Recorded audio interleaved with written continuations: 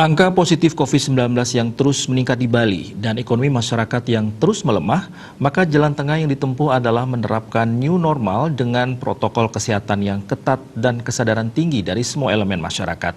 Hal inilah yang harus dipahami oleh masyarakat bahwa new normal merupakan suatu tatanan hidup yang baru di mana kita tidak bisa sebebas seperti sedia kala. Seperti diketahui bersama, akhir-akhir ini kawasan Kintamani Bangli sangat ramai dikunjungi warga untuk berwisata di wilayah tersebut. Padahal sektor pariwisata belum dinyatakan dibuka secara resmi oleh pemerintah daerah.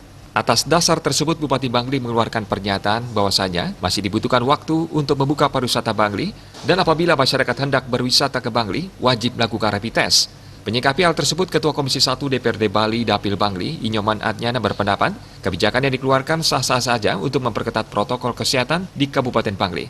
Namun di sisi lain, hal tersebut mendapat banyak keluhan dari masyarakat yang hendak berwisata ke kawasan Kintamani. Jika biaya rapid test dibebankan oleh masyarakat, tentu sangat membebani mereka. Menanggapi angka positif COVID-19 yang terus meningkat di Bali dan ekonomi masyarakat yang terus melemah, Nyoman Adnyana mengatakan jalan tengah yang ditempuh adalah menerapkan new normal dengan protokol kesehatan yang ketat dan kesadaran tinggi dari semua elemen masyarakat.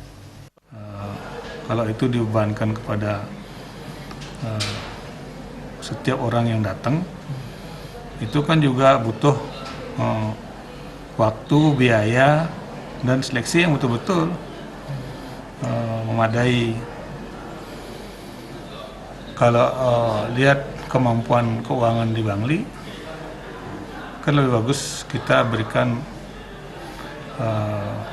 sosialisasi yang maksimal, kemudian juga penanganan yang maksimal terhadap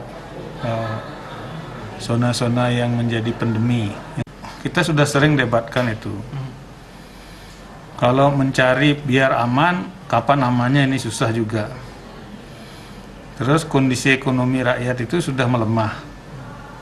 Ya, kemudian satu-satunya jalan ya jalan tengah yang bisa kita tempuh ya siap-siap new normal dengan protokol kesehatan yang ketat.